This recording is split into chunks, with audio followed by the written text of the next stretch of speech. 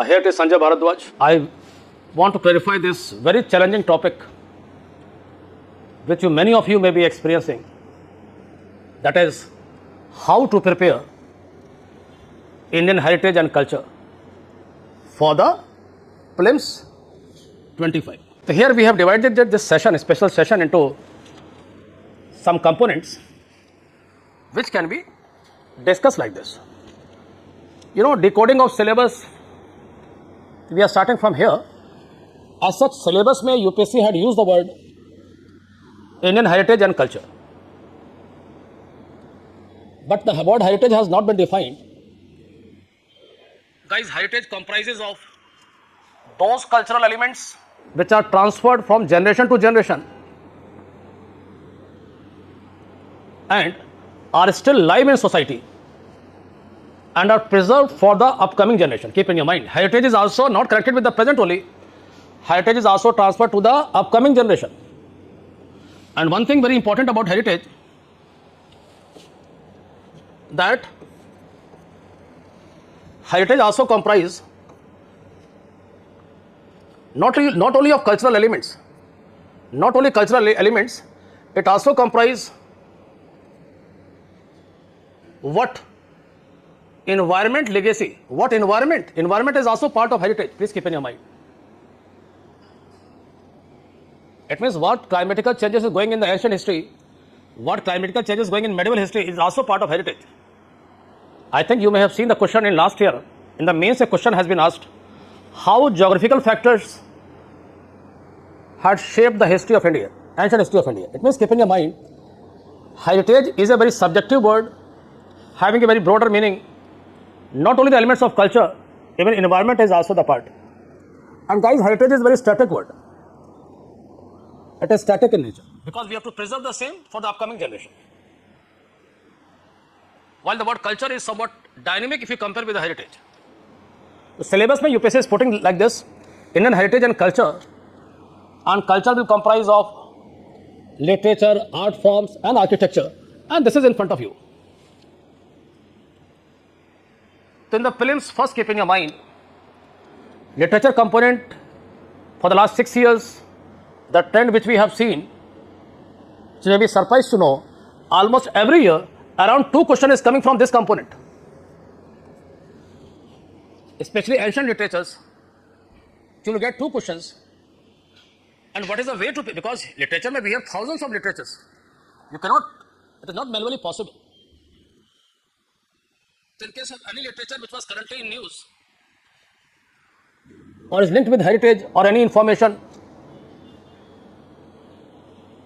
which may be in our Apti Plus monthly magazine, you can go for there.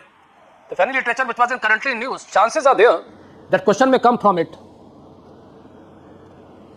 For example, in 3 years back, a text called as Yog Vasisht, it was in news basically because it had given the message of collective conscience, hence it was asked. So be very aware about literature. Those currently in news become very important. This second component, art forms, is a very diversified topic. We have uncountable art forms. So I will advise you to focus especially on paintings. Whatever cave paintings we have, fresco paintings, tempera paintings. And secondly, we have schools of sculptures, Gandhar school, Mathura school, Sarnath school, Amravati school. So don't scatter yourself. First try to prioritize the topics. So in the art forms, keep in your mind, painting and sculptures are the core topic. Often the question is coming from these areas. Sculpture is equally important for the males also. So paintings and sculptures. Painting mein, I will advise you to make a structure of paintings dynasty wise. Dynasty wise means paintings, prehistoric painting, Satavahanas, Guptas, Rashtrakutas, Pallavas, because now UPSC is asking random questions. It can come of any variations. Location should be clear, dynasty should be clear. To make the paintings in chronological order, dynasty wise, it will help you. Next, the architecture. Again, very important heading. Every year you will find around 2 questions in the prelims. This component will give you 2 questions. Like temple architecture, cave architecture, and how you can memorize it. Again, same story. Like in paintings, I had advised you, make a chart of dynasty wise, similarly sculpture, dynasty wise, like Gandhar, Mathura, Kusan phase, Sarnath, Gupta phase, Amravati, Satvahana phase, and write down the special characteristics of each school of sculpture. Same is here, architecture. Architecture is a very broad word. So here first try to search out the cave architecture profile. If any distinguished character is coming out, like first time in Mauryas, to make the cave architecture dynasty wise. Mauryan caves, Kalinga caves, Udayagiri caves of MP, Badami caves, Nasik caves, Sitanavasar caves of Palwas. So again make the chart of the same and try to identify the important characteristics. Because question is often revolving around the main characteristics. I am giving an example. Suppose you are going to the Mauryan caves. You will come across first time in times of Mauryas, we have noticed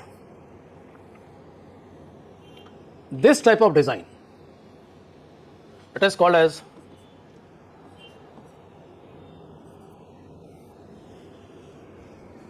the first time in the history of India, in Mauryan caves, at the gateway, design of arch is witnessed.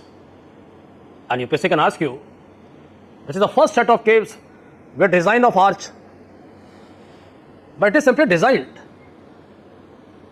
The cave is not resting on it. Cave structure is not resting on it because arch, the true arch started being constructed in medieval India. But we can surely say that ancient Indian craftsmen were aware about the design of arch. Even in times of Harappans, we have came across this design of arch in the public drain. Probably the flow of water may get fastened. I think you are aware, when the area got reduced, flow of water may have got fastened. Bernoulli's theorem. So Harappans were also aware about it. We have found this design in some drains also. So I think this is the way to remember the cave architecture. When you come to Satavahanas, we find Nasik caves, Karle caves. They are having highly shining polish. Mauryan caves mein, if you go and see, the gateway is highly ornamented. It is very amazing. It looks like a wooden craft. A stone craft looks like a wooden craft. So guys, in this way you can make a chart of the same. Same Gupta cave art. Gupta cave art mein we have, you can make a chart. Udayagiri caves, Bagh caves. Udayagiri caves, if you come across any important monument or structure, Udayagiri cave we have came across a large sculpture of Varaha incarnation of Vishnu. It has been asked 2 years back. In this way, it will help you in memorizing the facts. To make a chart, structure basically of dynasty wise cave architecture. Same is temple architecture. Suppose Nagara style of temple architecture, Dravidian style, Vesar style, and some regional styles. I am discussing about now temple architecture. See here, Nagara style mein you are writing like this. The core features, Nagara style, Panchayatan Shaili, that is 5 towers, absence of boundary wall. So remember, make a bullet points of every style. When you come to Kalinga style, again make bullet points. Kalinga style mein we have 3 types of towers, which is called as a Deol. 3 types of hall in front of Garbhagriha, called as first hall after Garbhagriha, Jagmohan. Then for cultural festivals, second hall connected with the same is called as a Nat Mandap, and the last hall is called as a Bhog Mandap. And UPSC can ask you that these 3 halls are the character of which style? Kalinga style. And one thing very amazing about Kalinga is, first time we are noticing the use of iron, very important. first time we have noticed the use of iron in Kalinga style. So guys, this is the way Jagannath temple, keep in your mind. Iron came to be used in ceilings of the temple. And apply your logics. If you are using iron in ceilings, the dependency on the pillars got reduced. That is why pillars are very rare. Erotic scenes are coming first time. Why erotic scenes are coming? The reason is integration of cult. Some local cult has got incorporated in the Brahminical cult or gate traditions. So please make the notes in bullet points of respective temple styles. And last moment you can revise. It will save your time. It will improve your confidence. These topics are again very important. Like dance forms, we have classical dances. Recently a dance called as Satriya dance, which was originally a monastery dance, started during the times of Shankar Deva of Assam, had got recently recognized as classical dance. So here try to search out the important attributes. These dances symbolize, many classical dances are the outcome of bhakti movement. Many classical dances are the outcome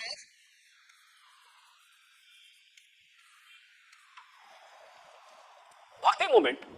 They are expressing the theme of bhakti through the dance. They are also displaying the 5 elements of nature: Agni, Vayu, this Prithvi. That means what significance, what attributes dance had. And just you can make some overview about this. And this is very important. Here you can divide. I can assure you this component symbolizes the heritage of India. And please make it sure this single heading will give you around 2 and 3 questions. Go and see the last year papers. You can verify the truth itself.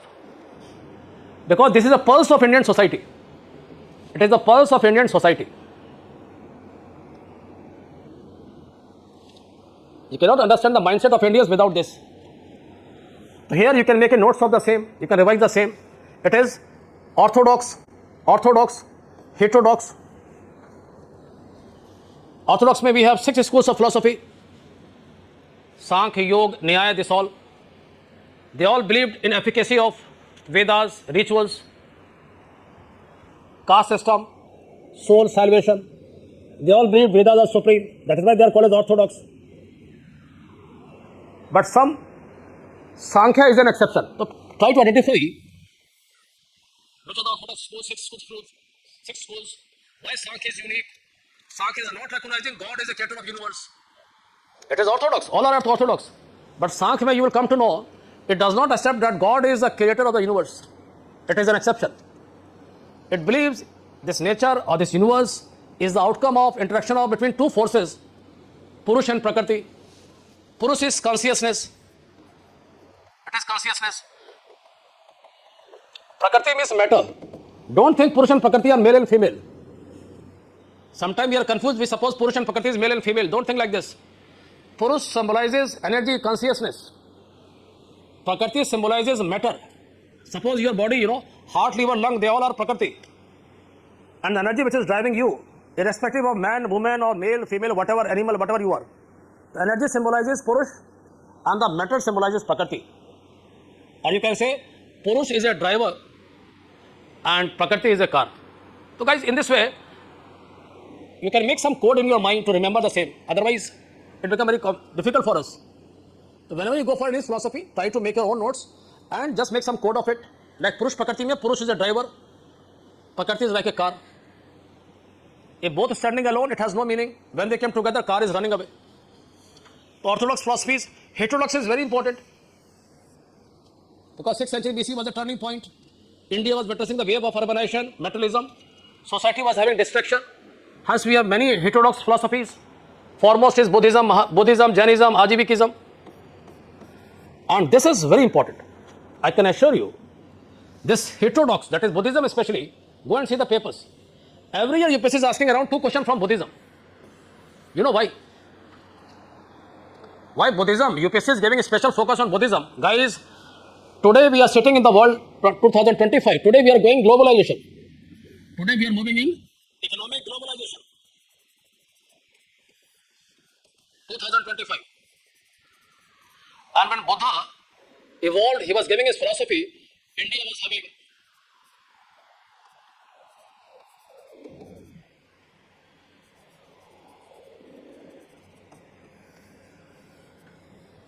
this is the way. In times of Buddha,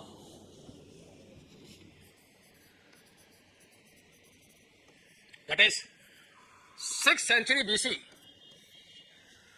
India was undergoing what? Economic liberalism. Currency has came, banking institutions has came, craft came, guild came, markets, this all. So India was experiencing urbanization, destruction also. And today we are going globalization. That is the significance of the topic. Even our ex-president of India, Mr. Ramnath Kovind, while he was addressing some IM institute, he had compared the same. He was saying like this, today India is undergoing globalization, and in 6th century BC we have witnessed liberalization. That means Buddhism is again very important because today India is again going globalization. So what message Buddha had given? How we can live a balanced life with its new economic forces. So here you can make the notes of key areas of Buddhism, Jainism, Ajivikism, and please give priority to Buddhism. Then same architectures, cave architectures, temple architectures. In medieval India, tomb architectures, Charbagh style, mosque style, what type of ornamentation got introduced? I'm telling you one, see how you can, suppose you are focusing on tomb architecture. Tomb architecture in medieval India. So after going through the NCERT, our FT plus history notes, class notes, you can make your personal notes also, it will help you. So here you will come to know that tomb architecture is gradually witnessing some fundamental changes. In tomb architecture, first time Alauddin Khilji is making a dome, but guys, this dome is very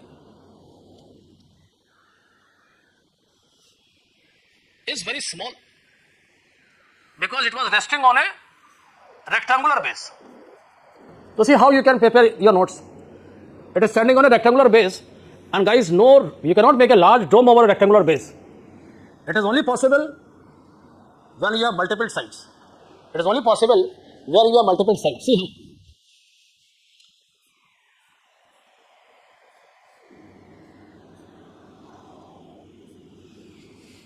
So when you have multiple sides, it becomes very easy for us because now it will stand on many sides. From here, from here, from here, from here. Then you can have a large dome. So this shortcoming got removed by Tughlaq. So once you are making the notes, you can keep in your mind, Khilji couldn't make the large dome. It was resting on rectangular base. In times of Tughlaq, what happened? You got octagonal dome. Octagonal means now it became very massive and very large, but it is not having any beauty. Then what Lodhi are doing?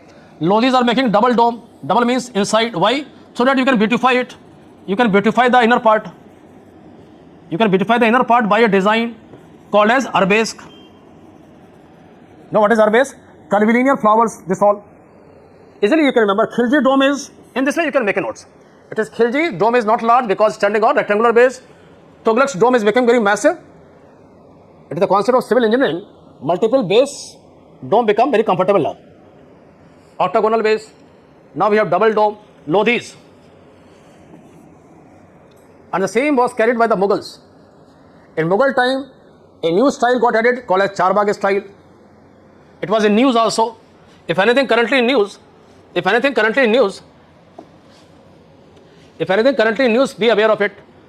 Just last year's, this garden was in news. Babar brought this garden. as independent garden in Agra basically. Gradually it became the part with the tomb architecture. Humayun's tomb is the first example. We have 4 gardens having a sloping ground, irrigation facilities. Even Britishers got amazed by it. When the Viceroy office was built in Delhi, it was having the same 4 gardens called as Mughal garden, and I think you are well aware, last year the name has got changed to Amrit Udyan. Hence it became very important for you. So why Charbagh was in news? Because government had just changed the name to this Mughal garden as Amrit Udyan. It is in news basically. Hence you are mentally, you should be prepared. The question may come from the same theme. And now see here I am going to discuss how you can memorize the facts. How you can memorize the facts by equation technique. So this is the way. First, break down a topic into a core components. I will tell you just now. Only first listen, go through it. Because history may we have lot of stuff. And today UPSC is asking question randomly. Any question can be asked. Guys, the point is, you cannot change the history. History is same. But UPSC is giving a polish. UPSC is polishing the same history. Polishing means giving a new color, a new interpretation. UPSC is simply trying to put a new color. It means a new interpretation to the facts which we are not mentally prepared. So how you can get confidence in this topic? Art and culture is still very challenging. We have a lot of stuff. Still today we don't have any compact book in the market. Many guides may become misguide for you. So it is up to you how you are scientifically designing your preparation. You can remember the lot of facts by breaking down. How you can make it? By equation technique. What it means? Break down the topic into many components by some symbols or arrow like this, symbols and arrow or mnemonics. And again, you can make a rough diagram. Just take an example. Suppose we have 16 Mahajanpadas. You can make your own mnemonics. This is the mnemonics which I had prepared.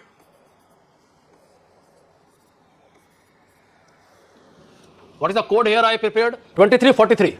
It means 2 Janpad by the V, 3 Janpad by letter A, 4 by K, 3 by A, and SGPC 111. Counted it, let us 16 Mahajanpadas. S for Sursen, G for Gandhar, P for Panchal, C for Chedi. So guys, this will help you. So whenever you come across any multiple facts, you can make your own code. It is Wakam SGPC. How you can remember? SGPC is the name of the body today in Punjab. Shiromani Gurdwara Prabandhak Committee. But it will help you here. How many Janpad by VAKM? 2343. Search it out. Now see, I am giving example. Suppose you are studying religion and philosophy, Vedic period. So how you can memorize it? First keep in your mind, make an equation. Nomadic. Or I can. First let us discuss this also. Bhakti Sufi movement is very important. Please keep in your mind, in medieval history, it is a heritage of India. It will give you around 2 questions. Ancient में it is philosophy, orthodox, heterodox. Guys, this topic is very important. Go through it. Make a structure of the same. Bhakti movement में structure. How you can make structure? South में Alvar Nainar. See, this is the way. 6th, 10th century AD. Then it is Karnataka, Lingayat. It is 12th century AD. Then it is next century, 13th century, Marathi Bhakti Sant. It is in order basically. Because now UPSC is asking you arrange in order. So, Alvar Nainar, Lingayat, Marathi means Gyaneshwar, Namdev, Tukaram. It is 13th century. And now in North India is coming, 14th, 15th century. North India became the center of Bhakti movement. It could not have taken birth before because it was a stronghold of Rajputs and who was supporting Brahmanism. South India, mein roots of Brahmanism is not so strong. South mein roots of Brahmanism is not so strong. That is why it witnessed the rise of Bhakti movement from South India. North it is only coming after collapse of Rajput dynasties, after invasion of Muhammad Ghori. So don't remember in isolation. Always try to connect the fact with the concept. Like here you got it.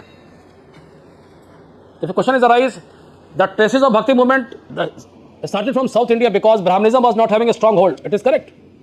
North India it is coming only after 15th century. 15th century because Muhammad Ghori had defeated all Rajputs. Now Brahmanism lost patronage. Whatever changes are going in economy, very important. Technology. To identify the technology, first time you come across what? Paper technology, carpet technology, gunpowder, Persian wheel, even block printing. So guys, it is very easy for you. So be very aware what type of new technology is coming. But don't get confused. Gunpowder came in Turkish, in Sultanate time. Babur is bringing the cannon, that is firearm. But cracker is going before in Sultanate period. In battles, you can make a long list. We have some famous battles. Like Babur fought 4 battles, Shershah, Humayun 2 battles. Akbar ka main battle is Panipat. You can make a mnemonics like this: P1, P2, P3. In Panipat, you can make the like this: P1, P2, P3 means first Panipat, second Panipat, third Panipat, 26, 1526, 1556, and third is going in 1761. This is the way: P1, P2, P3. And see here, PYQ is very important for you. It can be called as a Devi for you. If you want to crack UPSC, guys, this is a true guide. It is a true source for you. I will ask you to just make the notes of last 10 years PYQ. It will help you in a great way. It will expose the pulse of UPSC.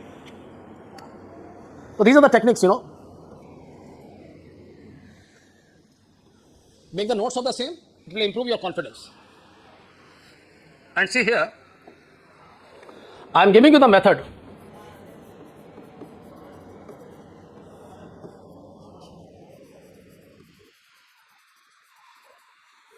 Remember,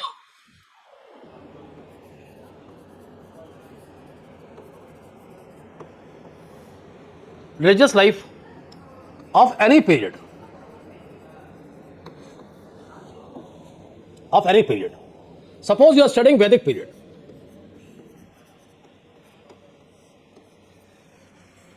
Suppose you are studying a Vedic period. Here you are well aware they are nomadic. If they are nomadic society always focus on paternal gods. Nomadic society focus on animal sacrifice. Why? Because they cannot take animal as a liability. Which animals? Which are old animals. Old animals, neither they are good for breeding, neither they are good for milk, neither they are good for meat. So why animal sacrifice is popular among the Aryans? This is the reason. If you go in Harappans में agriculture surplus. And guys, in agriculture surplus society, cattle are very important whether it is old or younger. Old cattle can be used in cultivation. Hence, we don't have any evidence of animal sacrifice in Harappan life. But in Aryans, animal sacrifice was very popular. So this is the way to remember the facts. I think this short discussion may be comfortable to all of you. Okay guys, thanks to all of you and best wishes for the upcoming prelims. Keep it up.